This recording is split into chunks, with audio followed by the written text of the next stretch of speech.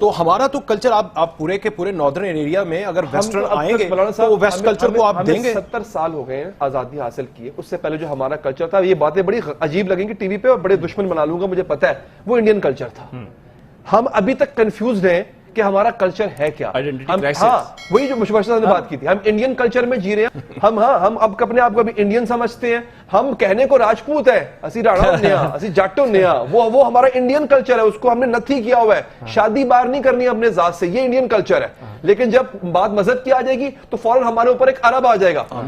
ہم پاکستان سے پاکستان ہو جائیں گے, ہمارے اندر ایک عرب جو ہے وہ سما جائے گا. مسلمان وہ ریولوشنائز ہو چکے ہیں, وقت کے ساتھ چل پڑے ہیں. ایگزیکٹلی, ہمیں پتہ لگانا ہوگا کہ ہماری آئیڈینٹی کیا ہے. میں یہ نہیں کہہ رہا کہ آپ یہاں پہ شراب خانے کھول دیں, لیکن کم سے کم آپ ٹورسٹ کو ویلکم تو کریں. آپ اس کو بتائیں تو صحیح کہ بھیا تم یہاں پہ آؤ, ہم تمہیں ویلکم کریں گے. مبشر صاحب, آپ سمجھتے ہیں جو علی صاحب بھی بات کریں, ہم بھی سوال پوچھ رہے ہیں, انڈسٹریلسٹ فرینڈلی ملک اور ٹورسٹ فرینڈلی ملک پاکستان اپنی آئیڈینٹی کو برقرار رکھتے ہوئے, اسی سٹیٹس کو برقرار رکھتے ہوئے جو لوگوں کے اندر 70 سال سے ہے, ہو سکتا ہے یا بدلنا پڑے گا, اور بدلنا ہوگا تو کیسے سر؟ دیکھیں, سب سے پہلی بات یہ ہے کہ سب کچھ ہو سکتا ہے, لیکن حکومت ایک بات کا فیصلہ کر لے کہ حکومت نے خود بزنس نہیں کرنا اور لیول پلینگ فیلڈ کریٹ کرنی ہے. جو ابھی پہلے آپ کے ایک مہمان پبلک پرائیویٹ پارٹنرشپ کی بات کر رہے تھے, اور میں آپ کو ایک لمبی اگزامپل دیتا ہوں. سر, پی آئی اے کو تو بیچ نہیں پا رہے, ریلوے کو ہم پرائیویٹائز نہیں کر پا رہے, تو کیسے وہ اس طرف جائیں گے؟ میں آپ کو بتاتا ہوں. دیکھیں, وہ ایک الگ ڈیبیٹ ہے, اس پہ بھی بات کر لیتے ہیں.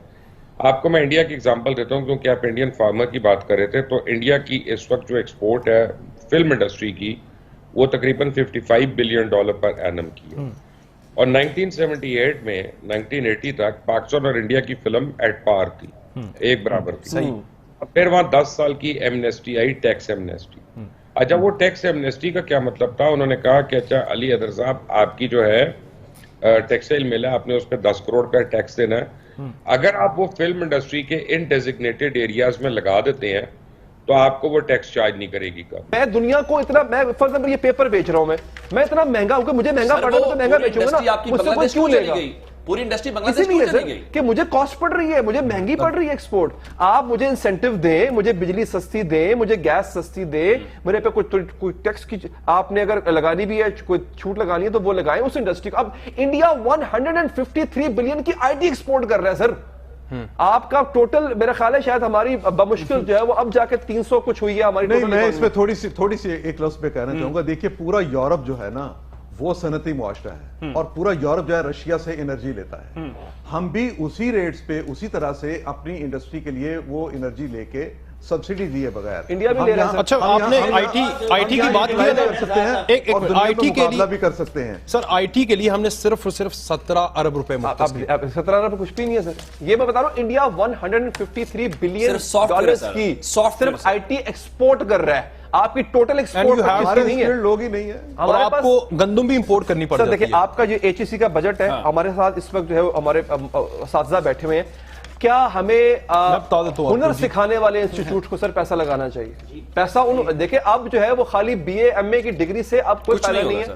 آپ کو ہنر مند پیدا کرنے ہیں. جرمنی کی آبادی 8 کروڑ ہے ناصر بھائی, 8 کروڑ. اچھا, میں نے تو نہیں دیکھا کہ فارن منسٹر نے آتے ہی کہا کہ دنیا کا چوتھا بڑا ملک, دنیا کا تیسرا بڑا ملک, معیشت میں ہم یہ ہیں, ہم وہ ہیں, تم کچھ نہیں ہو, ساری دنیا گندی ہے, سب سازشی ہیں, ہم دنیا کا سب سے زیادہ آبادی والا. سر, اس طرح کی حرکتیں پڑھے لکھے ملک کے لوگ نہیں کرتے. میں ویسے بول رہا ہوں, ابھی آپ نے جرمنی کی پورے پاکستان کی بات کر رہا ہوں. آپ کی نیٹ کی کنسسٹنسی نہیں ہے, آپ کام کرنے جاتے ہیں, ابھی آپ موبائل پہ بات کر رہے ہیں, پتہ چلے لائن چلے گی ہے, تو وہ ڈسٹربنس اتنی ہے. جب آپ کی کنسسٹنسی نہیں ہوگی تو یہ جب اتنے لاکھوں نوجوان ہر سال 26,000 آئی ٹی کے نیٹ گریجویٹ نکل کے مارکیٹ میں آتے ہیں, وہ کہاں جائیں؟ ان کو تو جاب ایگزسٹنگ بزنس اگر نہیں چل رہے تو آپ جو ایگزسٹنگ اسٹاف آپ مینٹین نہیں کر پا رہے, تو آپ کو میں نے کہا کوانٹم لیپ چینج لانی ہوگی.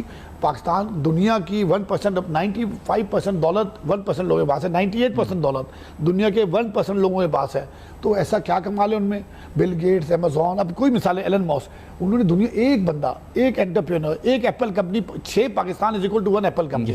6 پاکستان کی جی ڈی پی اگلے جو 6 سال ہم کمائیں گے. میں اگلے دن کلاس میں یہی بات پڑھا رہا تھا. انڈیا کی خاتون ہے ناصر, انڈیا کی خاتون ہے نائکا, آپ چلے جائیں NYKAA, انہوں نے آج سے 500 روپے لے کے آپ سے مثالی طور پہ بزنس شروع کیا تھا, 500 روپے لے کے 2014 میں. पिछले इस साल 2020 में उनकी वर्थ हो गई थी $7.6 बिलियन। एक इंडिया की खातून के आला के अंदर पाकिस्तान की चौथी 1/4 आबादी के बराबर है। That is very essential। और मैं आपको बता रहा हूँ ये बड़ी अहम बात इन्होंने की है, क्योंकि बात ये है कि मैं भी अगले दिन ये एनालिसिस कर रहा था कि companies of the world and you will be shocked कि हमारे टोटल जीडीपी से ज्यादा जो इन लोगों का अपनी वर्थ का है, जो उनकी वर्थ बन रही है। आदाब पाकिस्तान ने काफ़ी सारे हासिल किए, लेकिन एक सवाल था मेरे जहन में अंजुम निसार साहब, बैनुल अक़वामी सतह के ऊपर पैमाना होता है। अभी इन्होंने कहा कि हमने एग्रीकल्चरल टारगेट मीट किया, तो आपको या तो बताना पड़ेगा कि आपने एग्रीकल्चरल टारगेट मीट किया पर हेक्टर प्रोड्यूस के हिसाब से,